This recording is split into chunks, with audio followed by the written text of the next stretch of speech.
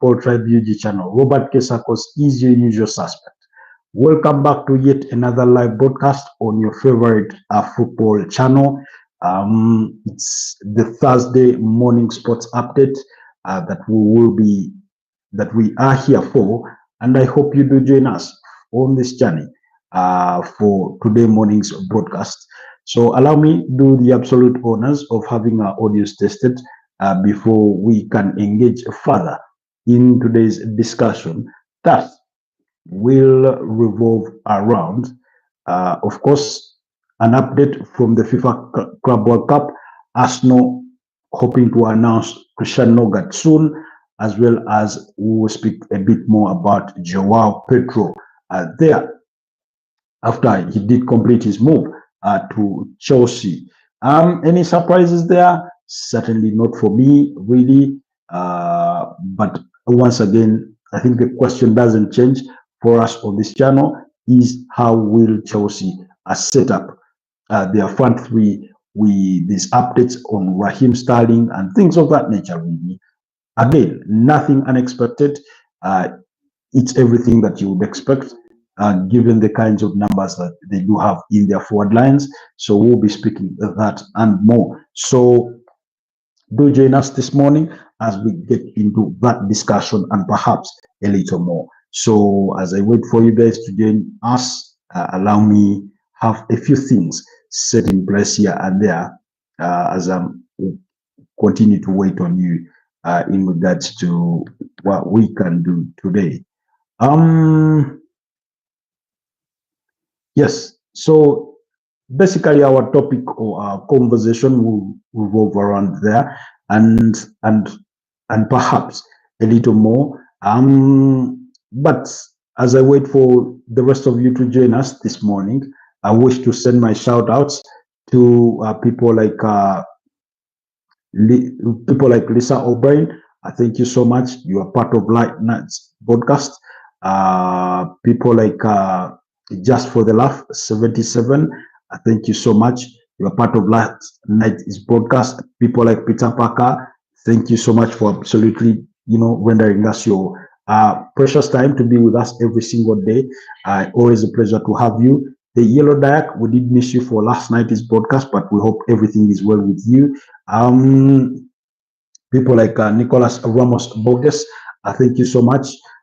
It's always a pleasure to have you guys join us every single day on our respective broadcasts. And all the usual suspects out there, thank you so much. Anyways, we do come to you live from Kampala, Uganda. That's where we are streaming from for this Thursday morning sport update.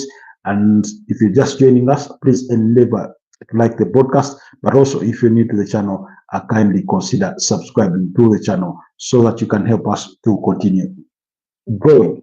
Let me see, just making sure my messages are set so that I do not miss out any single one of your comments, because I will be reading them. I will be reading your exchanges during the course of the broadcast as we get to discuss what's on the menu for tonight. Sorry, for this morning. Apologies, my mind seems to be stuck there with last night's engagement. But thank you so much. Thank you so much for sparing your time to be with us. So I wanted us to have an engagement briefly before I get started with the conversation, guys. Good morning. Let me know, how you guys are doing, where you're joining us from. That's if you can, put in a message for us there. People like Pressing Kosi, I've missed you for the last couple of days, but I do hope you're okay. People like Safa Ali, thank you so much. Another one of our usual suspects. They labor to be with us. At you, MD, Aki, H Games, Explorer, Eva Edits, Eva's Edits. Yes, Eva's Edits is the name. So thank you so much, Team UK, Team India, Team Uganda, Kenya, Nigeria, the USA, and people from Brazil and Indonesia, and in fact, we missed Ahmed Septa in the last couple of days, if not almost a week now. I hope he's doing okay. But anyways, it's always a pleasure. Thank you so much. I do appreciate your love and support. So kindly do me the absolute favor, like that broadcast. Please like that broadcast. But also, if you're new here, click that subscribe button and help your boy on his path for growth as we continue to build our community. So we are one subscriber away from 1,300. So you could be that 1,300th subscriber on the channel. So go ahead and click that subscribe button, and as we continue to grow. I will start with maybe some few comments from some of our videos in regards to, we did put out some videos in regards to, is Andre Bata to blame for, Thomas Partey's exit? And there's been a couple of comments that I thought we should start with on that video. A good number of people have watched it. Someone here says, no, Partey is to blame for Thomas Partey's departure from Arsenal. In his 5 years at Arsenal, he had one relatively injury-free season at the age of 32. Unless you're Messi, Ronaldo, or Salah, how can an injury-prone player expect an increase in salary? That was Sage Wayne. Sage Wayne 28 is the one who put out that comment on that video. So for those of you that are not sure about what we are speaking about, on the channel, there is a video titled, is Andre Bata to blame for Thomas Partey's departure from Arsenal? That was the topic of discussion. And I made some submissions therein, and that's what Sage Wayne is laboring to comment about, saying that he clearly Andre Bata is not to blame, but only Partey has himself to blame. Then another significant comment is from Aodan, who says he was fit last season with a handful of decent performances, but he was poor in many games and cost us dearly, getting booked for nothing against Madrid. His time was up and nobody's fault. Correct decision. That was from Aodan, who made that submission on that that broadcast in that video. Hi to you, whatever your name is. Your name seems to be, I don't know, in Russian or what? Is that Russian? Is it Israeli language? I'm not sure how to pronounce your name, but thank you so much for your comments. Good morning to you as well. So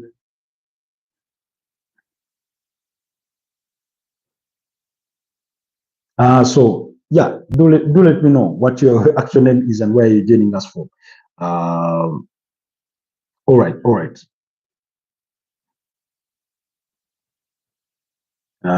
Allow me to respond to this one in a bit. Couldn't have said any better. Anyways, so again, like I said, our conversation this morning is going to start at Arsenal because there is some developments.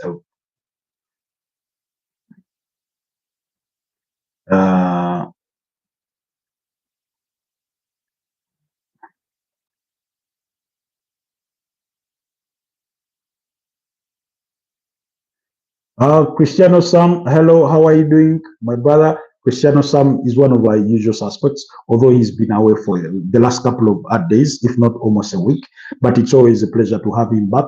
So thank you so much, Cristiano Sam, for reuniting with us this morning. It's a pleasure to have you, really. Okay.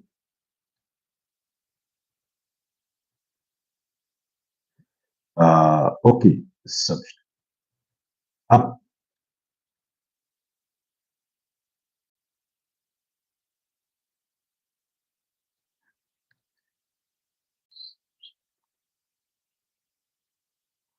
All right, I think we're done with those comments. So like I said, our conversation will start at Arsenal this morning because Christian Norgaard is edging closer to completing his deal to join the Gunners. That's after all paperwork were exchanged between Brentford and Arsenal for the player to seal his move. So our expectation is that sometime this week, maybe if it is late, because sometimes Arsenal have a tendency of holding things out, and they hope to do them at a later date. Not always sure why, but at least they are known for that.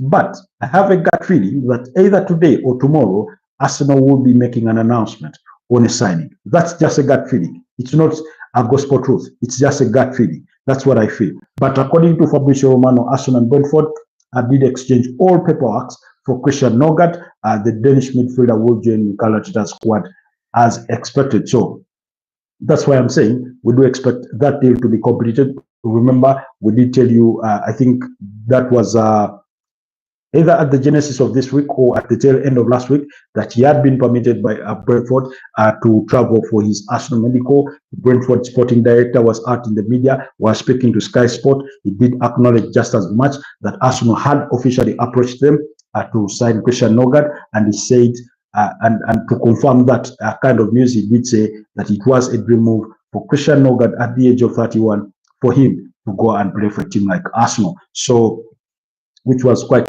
exciting. And in the broader context of things, in regards to Christian Norgaard, where do I put him? I mean, when you have a player like Martin Zubimendi, who is expected to come in as, the permanent replacement for Thomas Partey in that deep line goal, unfortunately for him, it's going to be a bit of a tough start for his career at Arsenal, because when you go back and look at those opening fixtures in the Premier League, specifically for Arsenal, in the opening 6 fixtures, first of all, they opened the season with a trip to Old Trafford.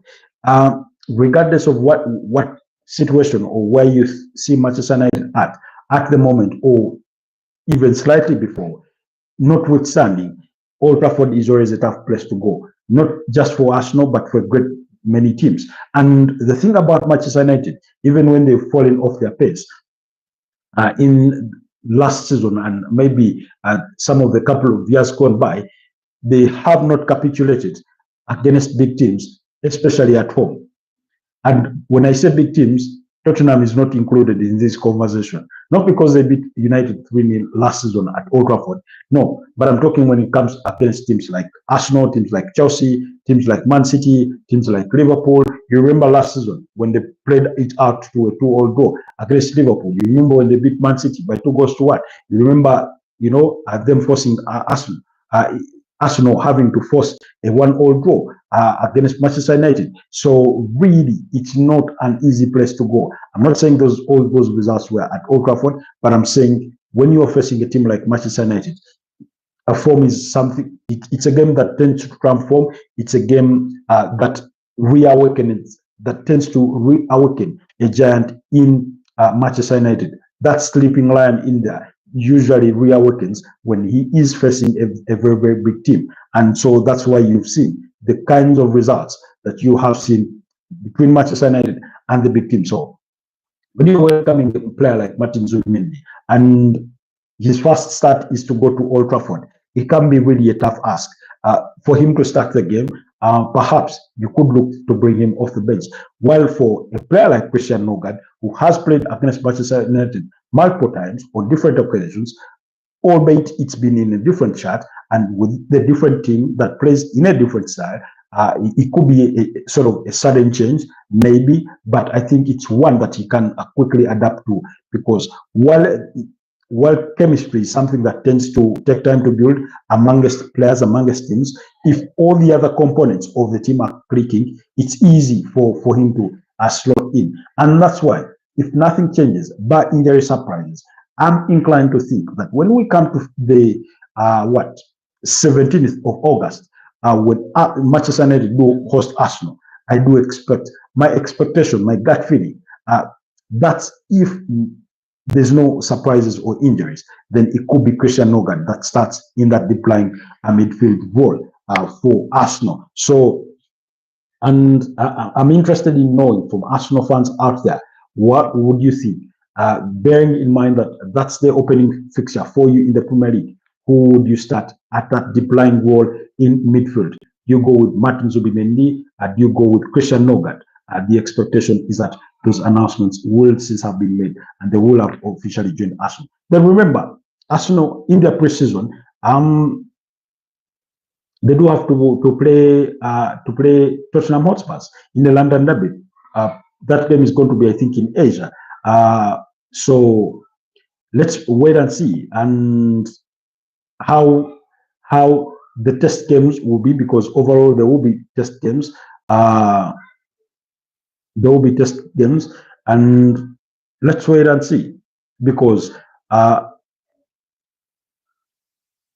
July 31st, I think that game will be played on July 31st against Tottenham in a preseason friendly. And never has there been a London derby between Arsenal and Tottenham Hotspurs during a preseason friendly, or a preseason game. So we will see. So I think that will be the best test match for either for actually both players, Zubimendi and Christian Norgaard. Now I'm trying to find out some of the preseason games that Arsenal ought to play during their preseason, and according to according to goal.com, they will have to play. They will have to play. They will have to play AC Milan. AC Milan is one of those teams that they will have to play during the course of their preseason, and that game should be expected, I think, on July the 23rd. On July the 23rd, that's when that game should be expected to be played. So against AC Milan and against Newcastle United on July 24th. So you can see it's 23rd, 2 days later, actually 24th, 25th, 26th. Yes, 3 days later, then they will play Newcastle.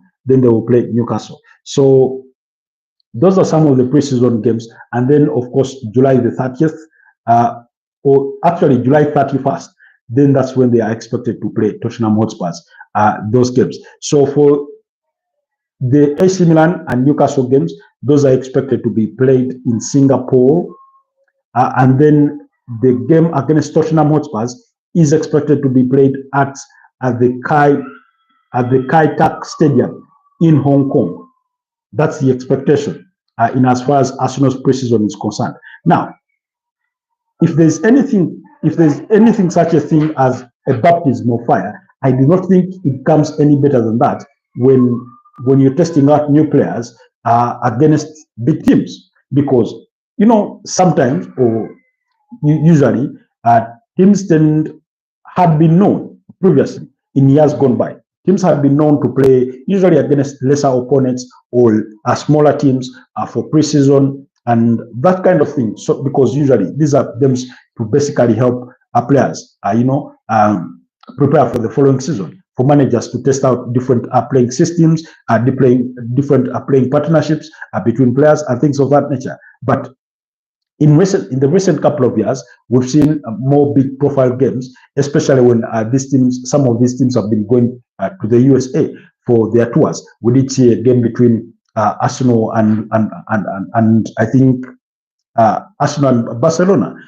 We've seen those kinds of big profile games. I think we did see one of Arsenal and Real Madrid.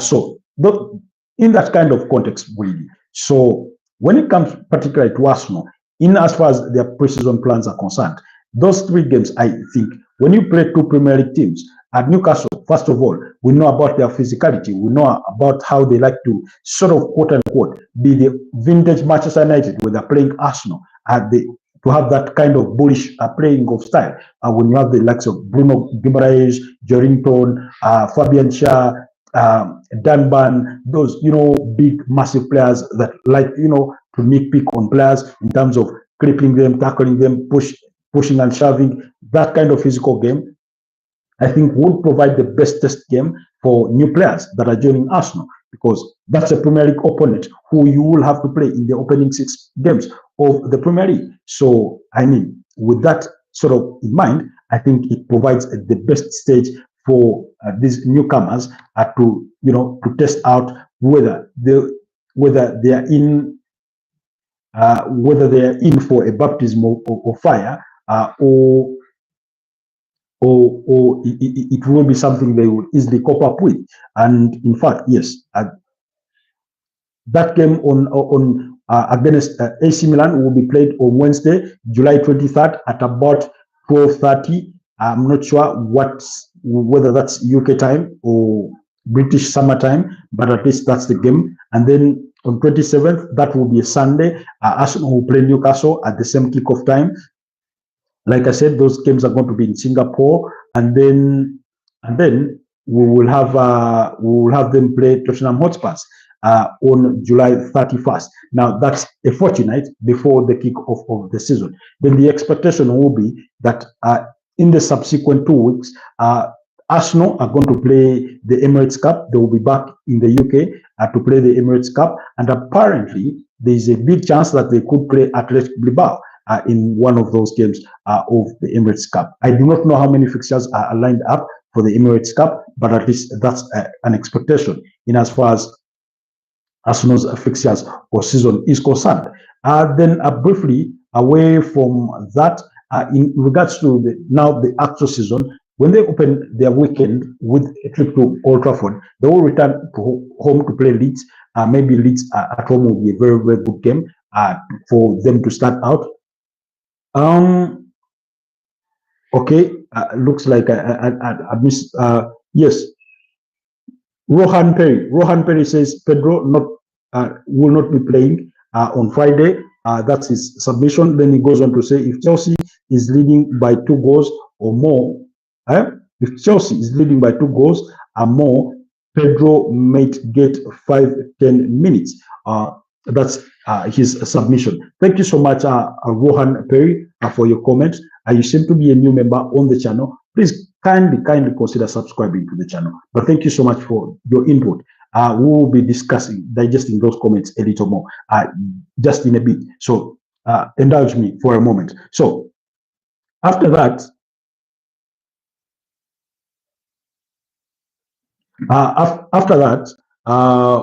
the expectation Arsenal will play away to Liverpool. Again, another difficult game, which again you wouldn't want some of maybe your newest players to the league, especially that are coming in just to the league for the first time, to toss them into the deep end, because Anfield can be a hostile environment to walk into, and not hostile in manner of treatment, but in difficulty of play. So let's wait and see, because again, that's why I'm saying that it's going to be a bit of a difficult start, not just for Arsenal, but for those players that will be looking to, those players that are going to be newcomers at the club. So imagine your first game is away to Old Trafford, then game 2 is at home against Leeds United. Leeds are no easier opponents. They are under the charges of Daniel Faki. They play some good football, and then the next game is a trip away to Anfield, and then you return home to play Nottingham Forest. Nottingham Forest, who we all know is a very, very can be a physically daunting side as well. Now that's on match day 4. Then on match day 5, you host Manchester City, who have won the Premier League title 4 out of the last 5 seasons.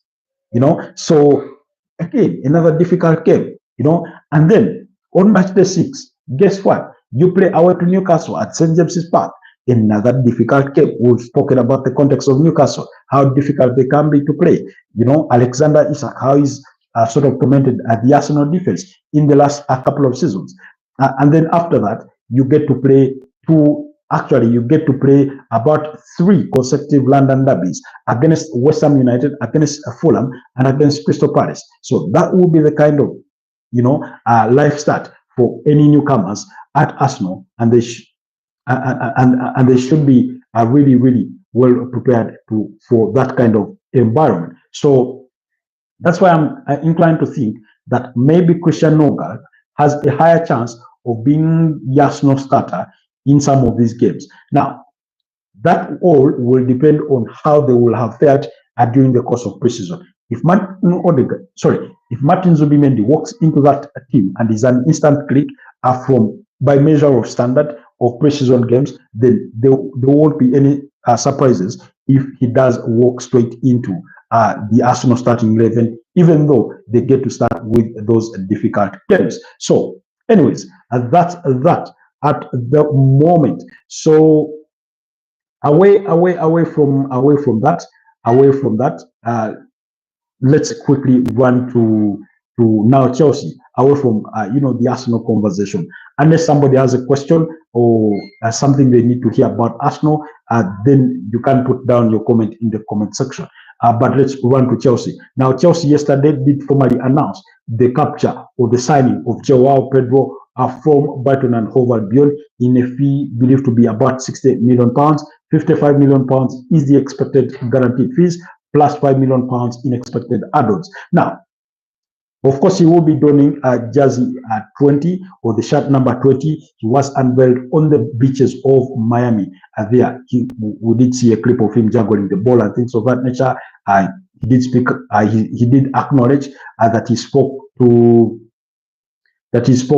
his now teammates and fellow countrymen in Andre Santos, who he did put his questions forward in regards to Chelsea. Now, I do not know if Andre Santos was the perfect player for him to make his inquiries, because while he's been he's equally a new player for Chelsea. He was signed last summer, I think, and went out on loan to Strasbourg. So that's where he has been the whole of last season. And then this season, he return and play for Chelsea, because Enzo Maresca said he views him as an Enzo Maresca an Enzo Fernandez kind of player, that the two players are a bit similar in the way he views him. Although Andre Santos is primarily been known to play as a number 8, So, but I mean, usually attacking midfielders or creative midfielders can play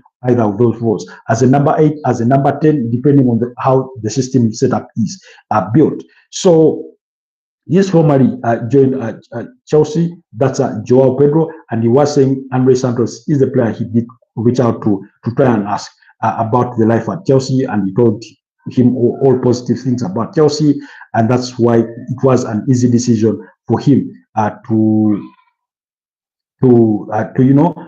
make the move. Of course, Newcastle were equally interested, but he only wanted to join Chelsea. That's from what we were getting from those reports. But some of his comments after joining Chelsea, he did say he is here to win trophies, because while growing up, he did watch a lot of Chelsea, and they were all about winning trophies. He went on to mention names like Didier Drogba, Yves, among others. So some of his comments were as follows: I grew up watching the Premier League, and Chelsea were a club that won trophies. So when you join Chelsea, you can only think one thing: to win trophies. So that was Joao Pedro after making his move to Chelsea.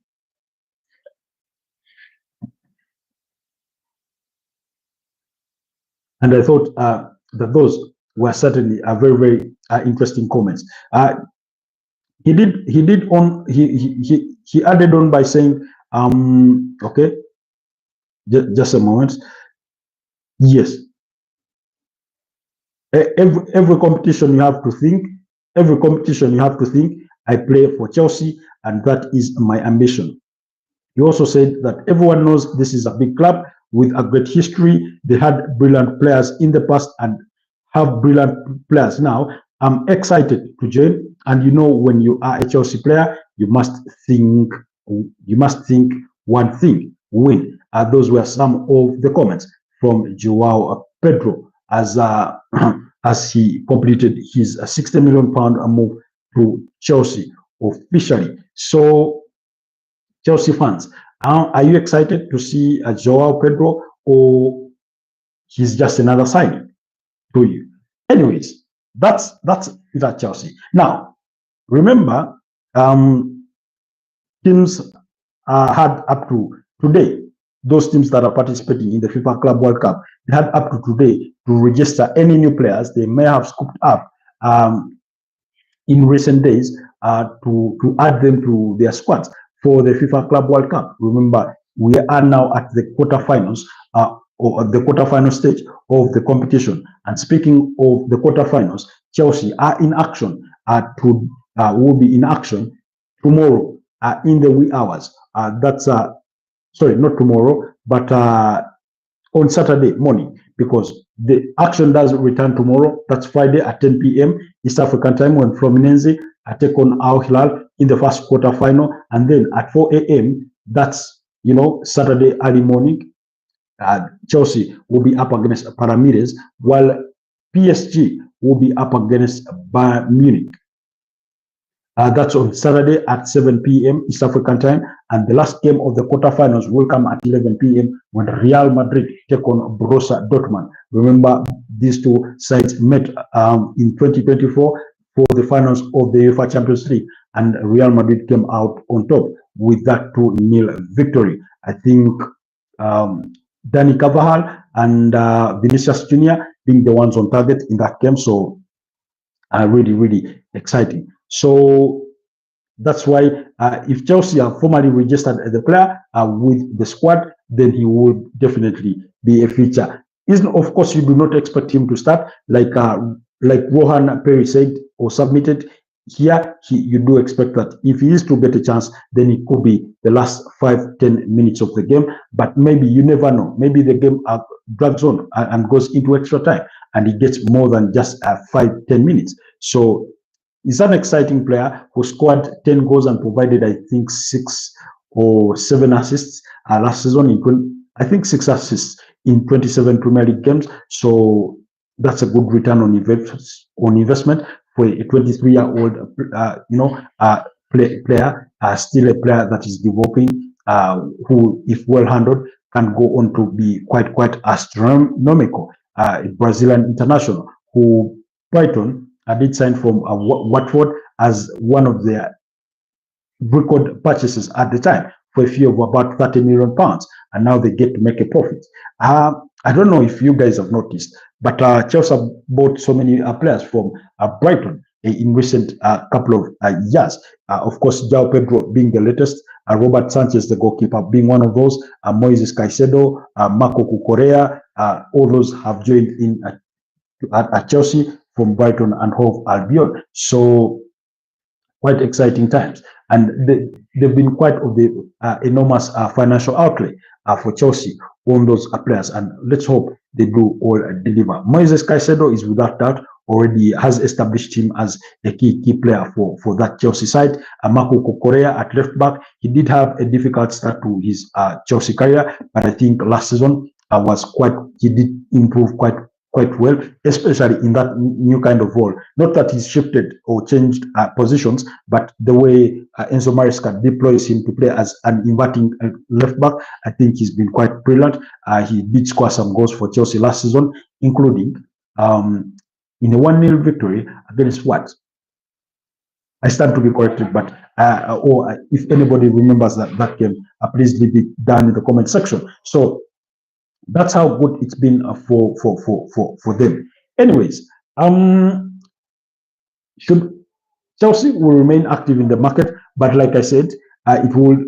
In some cases, it may depend on departures, but in other cases, it won't have to wait for departures. For example, we do know that Chelsea are really looking forward to moving on. Raheem Sterling is on high wages. He had a loan spell last season at Arsenal. That one didn't go according to plan for neither parties, no for Chelsea, no for Arsenal. Maybe Chelsea had hoped that he goes on to Arsenal, has a good season, maybe gets a lot of playing time, and his value sort of either goes up or goes to an acceptable level where they can get potential suitors. But at the moment, no suitors have been reported, but Chelsea are really looking forward to letting the player go. Then Joao Felix, they will be looking for a solution for him as well. I do know there is interest from some Saudi Pro League clubs as well as Benfica. Now, I do not think Benfica do have the financial resources to make an outlay on Joao Felix to resign him, because that's where he left to join Atletico de Madrid. But they may explore an option, a loan option, perhaps with an option to buy or an obligation to buy, depending on what terms they can agree on with Chelsea. But Joao Felix and Raheem Sterling, those are some of the players primarily that Chelsea could be looking to move on. Then, if the right bids do come in for a player like Noni Madueke, I'm sure Chelsea may reluctantly have to let him go, given the numbers they do have in their forward lines. And Arsenal have been reported to have interest in a player like Noni Madueke. They are monitoring him. They are considering him as a potential substitute or support player or to provide competition for Bukayo Saka. So we'll keep tabs on that situation as well and see how things do progress. Now, quickly, among some of the transfers that are happening or things that are happening, Samuel, is it called Samuel Ricci? I'm trying to find the name. Yes, Samuel Ricci did arrive in Milan to join as an AC Milan player in a deal worth about 25 million euros. So that deal is expected to go ahead. Then Manchester City are looking to sign Chelsea's academy talent, Jeremiah Adesina. Yes, Jeremiah Adesina. That agreement is already in place for the player to join Manchester City. Then we did talk about Thiemo Barre, who is on the verge of completing a move from Villarreal to Everton. That's who David Moyes wants as a striker. In the work of Dominic Calvert-Lewin's departure, that means they will have Thiemo Barre as well as Beto, who are all within their ranks. And there's a player, it's called Dwight McNeil. Some of those exciting, Everton players, they do have. I will get to explore Everton a little more at a later stage when we are doing our season predictions. Then, Atletico Madrid, we will speak about them, but they did complete the signing of Alex Baena from Villarreal in a deal worth 50 million euros. That deal was concluded. So quite exciting times. Alex Baena to Atletico de Madrid. Remember, they did sign Matteo Ruggeri, the left back from Atlanta, as well as Johnny Cardoso from Real Betis. They are willing to make the financial outlay to sign Christian Romero, the 27-year-old Argentine centre back at Tottenham Hotspur. And apparently, according to, I think, the Sun, they are willing to offer up to £61 million, although it is reported from the initial reports that we did get that Tottenham want at least £60 million if they are to let go of Christian Romero. I'm sure for the right amount of fee, you can sign any player at Tottenham Hotspur because Daniel Levy is a businessman and he doesn't hesitate for the right amount of money to let go of players. Meanwhile, Sile Immobile did terminate his contract with Besiktas and is now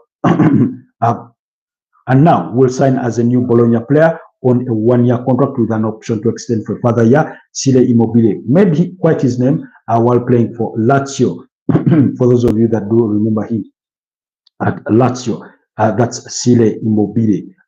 Very, very good, experienced player. Then Jan Sommer is being tracked by Galatasaray, who are also interested in the services of Marc-Andre ter Stegen, as well as Emiliano Martinez from Aston Villa.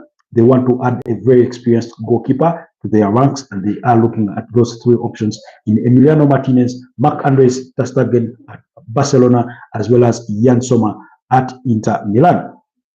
Then Denzel Dumfries has a release clause apparently of 25 million euros into his contract at Inter Milan, and that one is valid until mid-July. Sheikh Moin. Hi, how are you doing? Sheikh Moin. I do not think this is your first time on the channel. I seem to remember your name having appeared on our broadcast sometime back, although it's been a while. But thank you for joining us once again. Please do me the absolute favor and like the broadcast. But if I'm mistaken, then kindly subscribe to the channel if you're new here. But chances are you've been here before. That's to the best of my recollection. But you can correct me if I'm wrong. So for those that are interested in signing Denzel Dumfries, Barcelona is one of those that who have shown interest in signing Denzel Dumfries. Sheikh Moin from India. Thank you so much, Team India. Thank you so much for the love and support. I really appreciate. I really appreciate Team India for your love and support.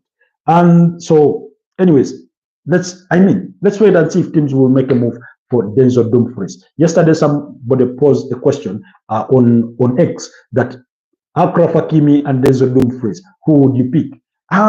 Bit of a difficult one, but I think I'd have to go with Achraf Hakimi. Take nothing away from Denzel Dumfries. Very brilliant player.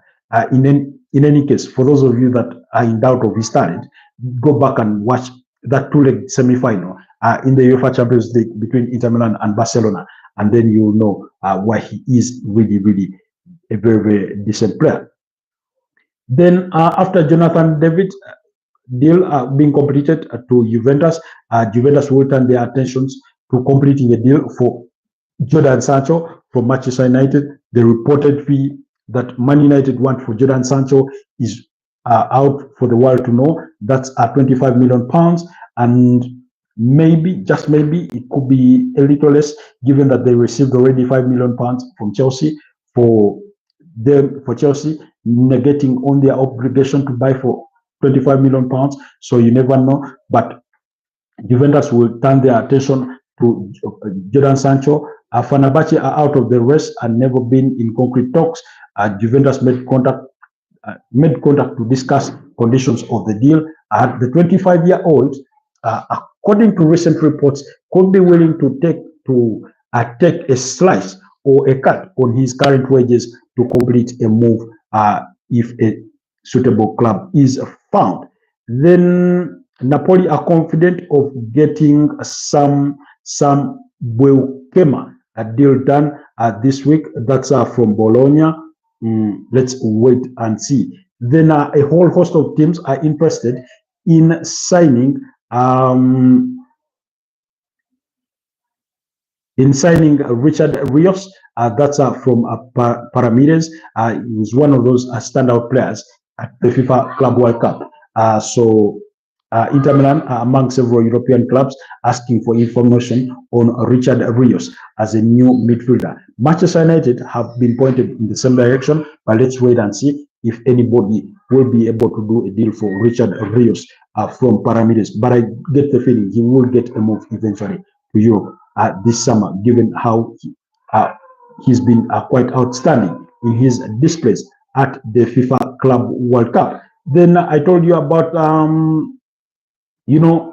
Alvaro Morata to Como. That deal is expected to be completed either during the course of the weekend or at least next week. So again, keep your eyes peeled to that. We spoke about Christian Mosquera. That one was offered a new contract at Valencia, but he has declined that contract because he has already agreed to personal terms with Arsenal. He's only waiting for the two clubs to agree on transfer fee before the 21-year-old right-footed centre-back / right-back joins Arsenal. So, and according to last provinces in Spain, Valencia's, they say he did turn down a lucrative contract from the La Liga club because all he wants to do is join Arsenal. So anyways, guys, here is the latest of the transfer gossip and speculation from around Europe and some of your big teams. Apparently, Arsenal have been encouraged in their £70 million pursuit for Brazilian forward Rodrigo Goes from Real Madrid, who is not guaranteed a starting spot under Real Madrid.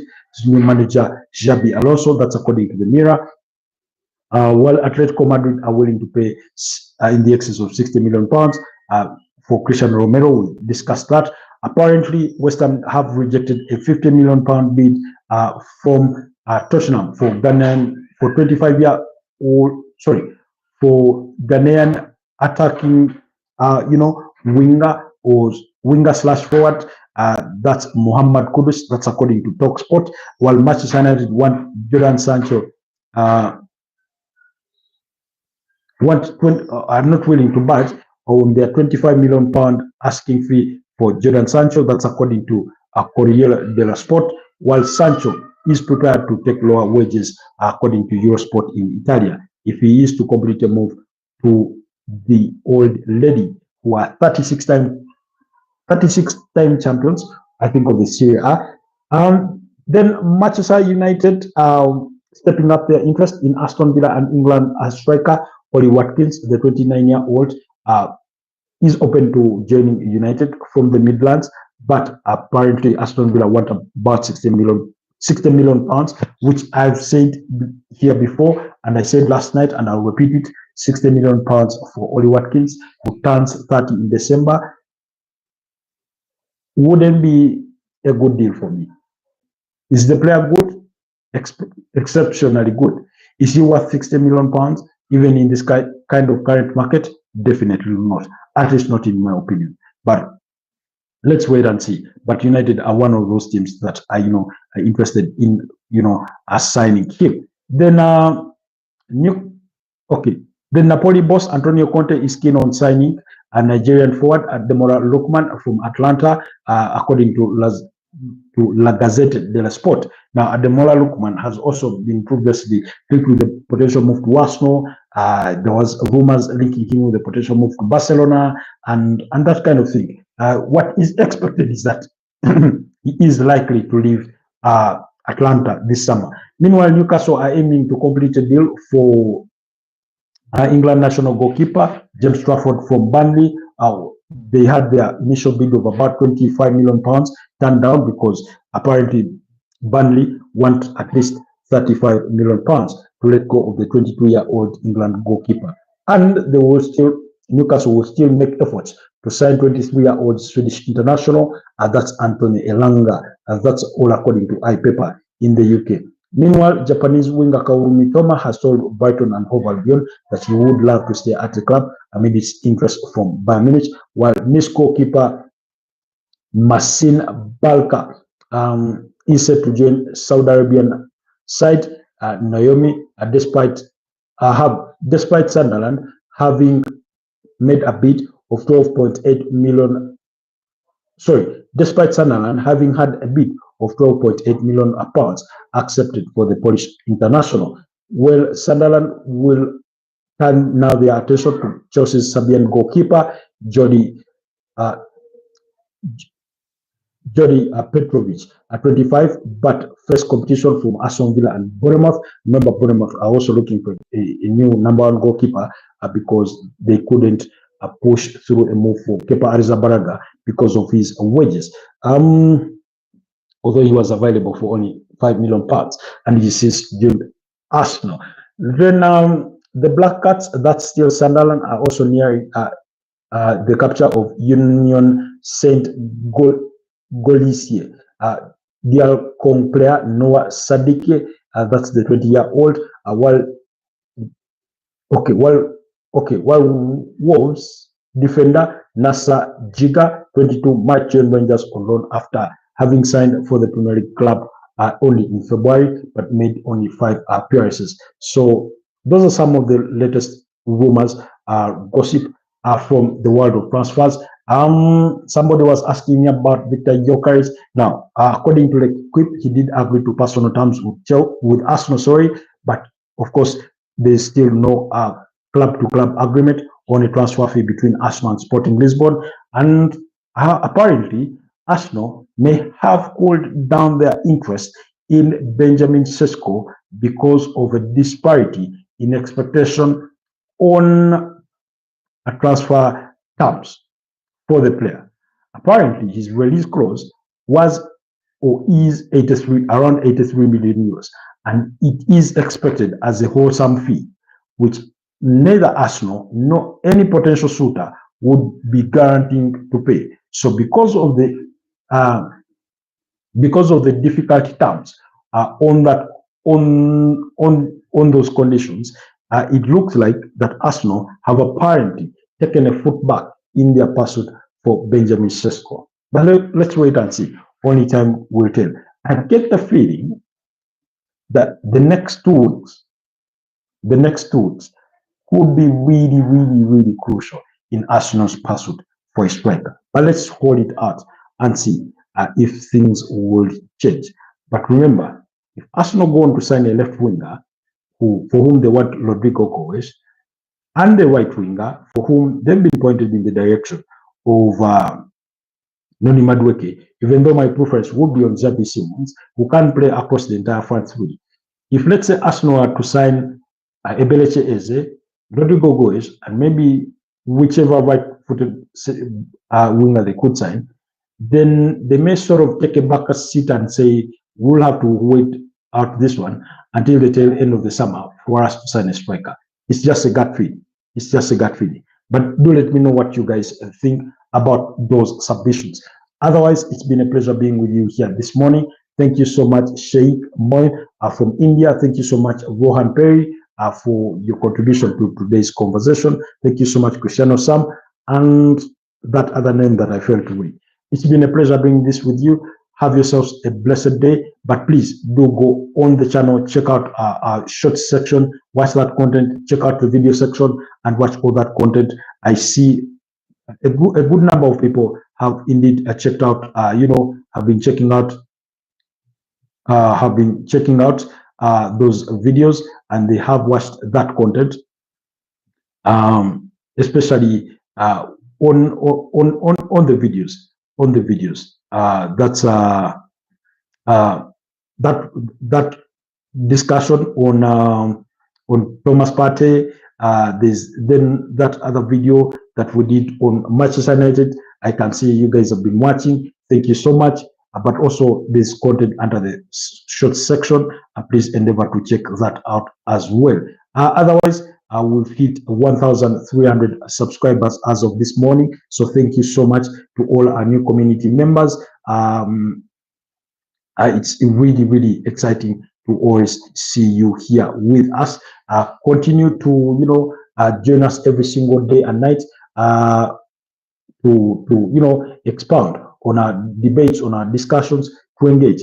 We will be here to serve you as the time continues, as we continue with the transfer window at the FIFA Club World Cup, and then later into pre-season. Otherwise, it's been a pleasure doing this with you. Let's catch up again later in the day.